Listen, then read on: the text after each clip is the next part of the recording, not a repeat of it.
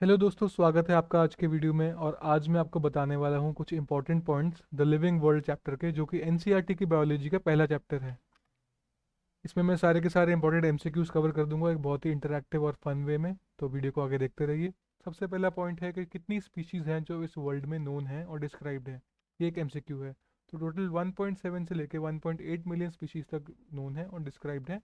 और इस वैरायटी और नंबर को हम बायोडाइवर्सिटी बोलते हैं। अब इतनी सारी स्पीशीज़ हैं तो इन्हें याद रखना भी बहुत ज़रूरी है और बहुत इंपॉर्टेंट है, लेकिन अगर सबको अलग अलग से याद करने लग गए तो बहुत मुश्किल हो जाएगी। तो उनको पर्टिकुलर ग्रुप्स में ऑर्गेनाइज करके एक ऐसा नाम देना बहुत ज़रूरी है जिससे पूरे वर्ल्ड वाइड कॉमन नेम हो। जैसे कि यूएस, चाइना, इंडिया, सब जगह उसे एक ही नाम से बुलाएं ताकि साइंटिस्ट आपस में कम्युनिकेट कर सकें। और इसी प्रोसेस को हम नॉमेनक्लेचर बोलते हैं। अब ये साइंटिफिक नेम्स हैं जो हम नॉमेनक्लेचर के थ्रू रखते हैं, इनको कुछ बुक्स में लिखा गया है। जितने भी सारे प्लांट्स हैं वर्ल्ड के, उनके साइंटिफिक नेम्स को international code for botanical nomenclature में रखा गया है। और जितने भी एनिमल्स के हैं साइंटिफिक नेम्स, उन्हें हमने रखा है international code for zoological nomenclature में। अब मैं आपको एक एग्जांपल से एक्सप्लेन करता हूँ कि साइंटिफिक नेम रखते कैसे हैं या साइंटिफिक नेम के क्या क्या कंपोनेंट्स होते हैं। यहाँ आप अपनी स्क्रीन पे देख सकते हैं कि जैसे मैंगो रखा हुआ है एक। मैंगो का साइंटिफिक नेम है मैंगीफेरा इंडिका। तो देख सकते हो कि दो कंपोनेंट्स हैं नेम के। जो पहला कंपोनेंट है वो जीनस का नेम है, जेनरिक नेम। और जो दूसरा कंपोनेंट है वो स्पीशीज का नेम है, जिसे हम स्पेसिफिक एपिथेट भी बोलते हैं। क्योंकि इस नेमिंग सिस्टम के अंदर दो पार्ट्स हैं, तो इसको बायनोमियल, बाय यानी कि दो और नोमियल यानी कि नेम, बायनोमियल नोमेनक्लेचर बोलते हैं। ये सिस्टम कैरलस लिनियस ने दिया था और ये all over the world practice किया जाता है, ये यूनिवर्सल है ये। अब ये कुछ यूनिवर्सल रूल्स हैं जो नोमेनक्लेचर के हर साइंटिस्ट को फॉलो करने होते हैं। जैसे कि हर बायोलॉजिकल नेम लैटिन में होता है और इसे इटैलिक्स में लिखते हैं। दूसरा पॉइंट ये है कि जो फर्स्ट वर्ड है बायोलॉजिकल नेम का, वो जीनस के नेम को रिप्रेजेंट करता है और सेकंड वर्ड स्पीशीज के नेम को रिप्रेजेंट करता है।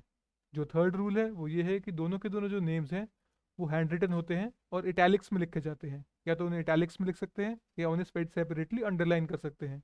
और जो फोर्थ रूल है वो ये है कि जो जीनस नेम होगा उसका पहला लेटर हमेशा कैपिटल होगा, और जो स्पीशीज नेम यानी स्पेसिफिक एपिथेट होगा उसका पहला लेटर हमेशा स्मॉल होगा। जैसे कि आपने देखा ही था पिछले एग्जाम्पल में, मैंने मैंगीफेरा इंडिका में एम कैपिटल रखा था और इंडिका का आई स्मॉल रखा था। अब जो प्रोसेस है जिससे हम इन सारे के सारे एनिमल्स को, प्लांट्स को, ऑर्गेनिजम्स को ग्रुप करते हैं, अलग अलग ग्रुप्स में डालते हैं, उसे क्लासिफिकेशन बोलते हैं। और जो कैटेगरीज बनती हैं इनसे, उन कैटेगरीज को हम टैक्सा बोलते हैं। इस तरह से हम सारे के सारे लिविंग ऑर्गेनिजम्स को टैक्सा के अंदर क्लासिफाई कर सकते हैं और इसी प्रोसेस ऑफ क्लासिफिकेशन को हम टैक्सोनॉमी बोलते हैं। अब टैक्सोनॉमी के चार कंपोनेंट्स हैं। करेक्टराइजेशन, यानी कि करेक्टर्स डिस्क्राइब करना हर ऑर्गेनिज्म के। आइडेंटिफिकेशन, करेक्टर्स को ऑर्गेनिज्म से मैच करना। क्लासिफिकेशन, यानी उन्हें अलग अलग ग्रुप्स में डालना। और नॉमेनक्लेचर, यानी उन्हें साइंटिफिक नेमिंग करना। इसी तरह से हम अलग अलग ऑर्गेनिजम्स के बीच की सिमिलैरिटीज़ को भी पढ़ सकते हैं, और इस सिमिलैरिटीज़ को पढ़ने के प्रोसेस को हम सिस्टमैटिक्स बोलते हैं। अब मैं आपको बता देता हूँ कि जो भी हम कैटेगराइजेशन करते हैं, जो भी टैक्सा है, उसकी हायरार्की क्या है ऊपर से नीचे तक। सबसे ऊपर होता है किंगडम। उसके अंदर होते हैं बहुत सारे डिविजन्स। डिविजन्स के अंदर होते हैं क्लासेस।